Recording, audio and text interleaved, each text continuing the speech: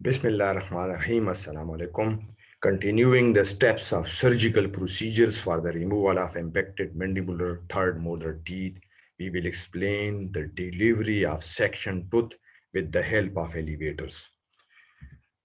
Once adequate bone has been removed to expose the tooth and the tooth has been sectioned in the appropriate fashion, the tooth is delivered from the alveolar process with the dental elevators. जब आप sufficient bone remove कर लेते हैं, उसके बाद tooth को section कर लेते हैं, तो delivery of the impacted tooth जो है ये भी most important factor है और इसको आपने डेंटल एलिवेटर की हेल्प से आपने डिलीवर करना है। आप देखते हैं कैसे करना है, ठीक है। इसके लिए जो इस्तेमाल होते हैं the mandible, the most frequently used elevators जो है कौन से हैं? स्ट्रेट एलिवेटर है, क्रायर एलिवेटर जो पेयर फॉर्म में आते हैं, राइट लेफ्ट, ठीक है। इसी तरीके से क्रेन पिक भी है, एक एलिवेटर है, उसको भी हम इस्तेमाल करेंगे। अब देखते हैं, ये स्ट्रेट एलिवेटर है, ठीक है।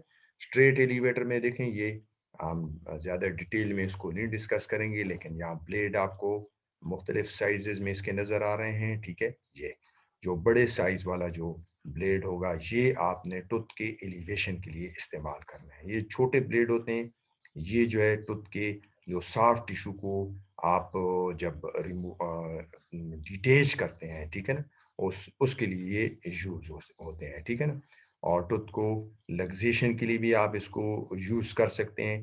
टूथ की डिलीवरी के लिए प्रेफर करें कि इसका जो ब्लेड है, ठीक है ना, वो क्या है, बड़ा होना चाहिए। और दूसरा ये है कि टूथ की साइड पे जैसे इसका बेसिक प्रिंसिपल है, ये कनकेविटी जो है ना, this should be towards the tooth side, ठीक है ना। और जो दूसरे साइड पे इसकी कन्वेक्सिटी है, वो सॉफ्ट टिश्यू के साइड पे होना चाहिए, ठीक है। तो ये most commonly use type of straight elevator है। आप इसको डिलीवरी ऑफ द क्राउन के लिए, डिलीवरी ऑफ द टूथ के लिए इसको यूज कर सकते हैं, ठीक है। दूसरी टाइप का जो मोस्ट कॉमनली यूज एलिवेटर है, वो क्रायर एलिवेटर है, ट्रायंगुलर एलिवेटर भी उसको कहते हैं। इसका प्रिंसिपल ये है कि इसकी जो ये टिप है, ठीक है, इसको आपने परचेस पॉइंट बनाना है, एक होल बनाना है टूथ के अंदर, रूट के अंदर, ठीक है ना। और मोस्ट प्रोबेबली आप जब टूथ को एंगेज करते हैं तो सीमेंटम वाले एरिया पे आप करते हैं, डिस्टल या mesial, depending upon the angulation of the tooth. तो इसको 3 mm तक उस होल को टूथ के अंदर या रूट के अंदर करते हैं, फिर इस टिप को एंगेज कर लेते हैं, ठीक है। फिर इसको व्हील एंड एक्सेल जो प्रिंसिपल है उस पर रोटेट करते हैं। ये इसका जो पोर्शन है, शेंक है, इसको आपने बक्कल प्लेट पे जो है क्या करना है, इसको एज ए उस बक्कल प्लेट को एज ए फुलक्रम के तौर पे यूज करना है, ठीक है ना।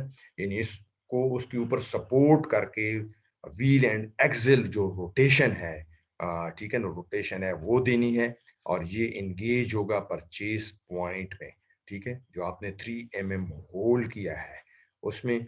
और इसको बकल कार्टिकल प्लेट पे सपोर्ट करके आप जब रोटेटरी मूवमेंट देंगे, तो ये टूथ जो है या रूट को क्या करेगा, इसको डिलीवर करेगा, ठीक है। ये भी राइट और लेफ्ट में होते हैं, 2 पेयर्स में होते हैं। डिस्टल रूट के लिए यूज कर सकते हैं, एक आप मीजियल रूट्स के लिए यूज कर सकते हैं, ठीक है।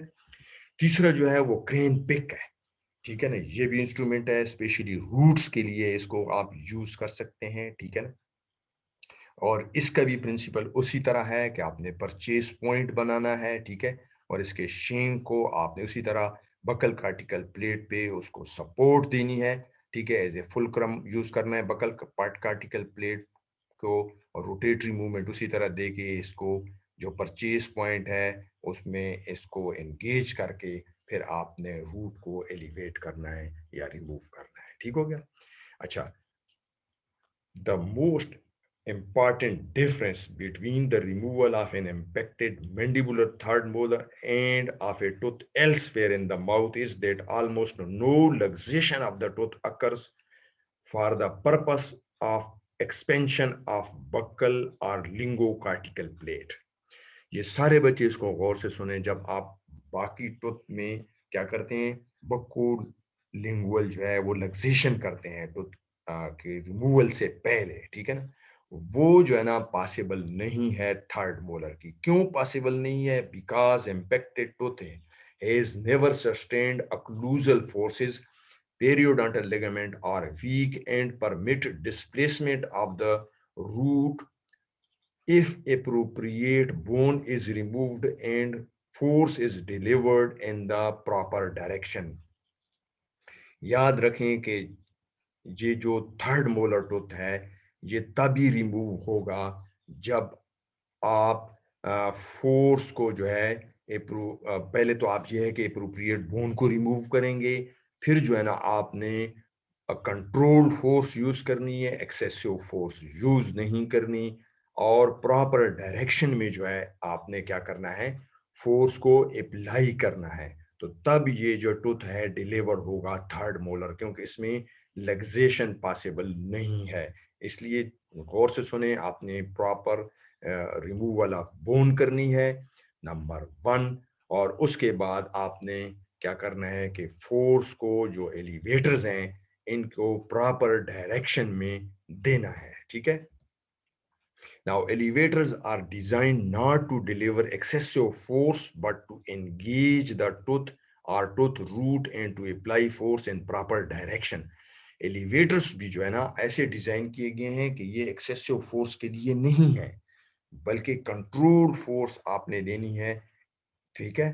और इनको प्रॉपर डायरेक्शन में, ताकि आगे कोई ऑब्स्ट्रक्शन ना हो। आपने ऑब्स्ट्रक्शन क्लियर करनी है, बोन को रिमूव करना है, ठीक है, एडजेसेंट टूथ को बचाना है, और प्रॉपर डायरेक्शन में कंट्रोल फोर्स जो है वो आपने यूज करनी है। ठीक है।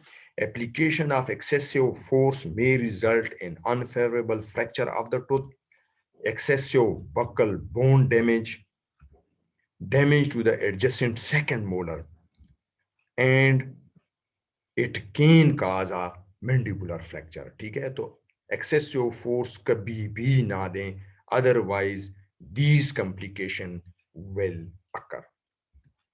Thank you. Wish you best of luck.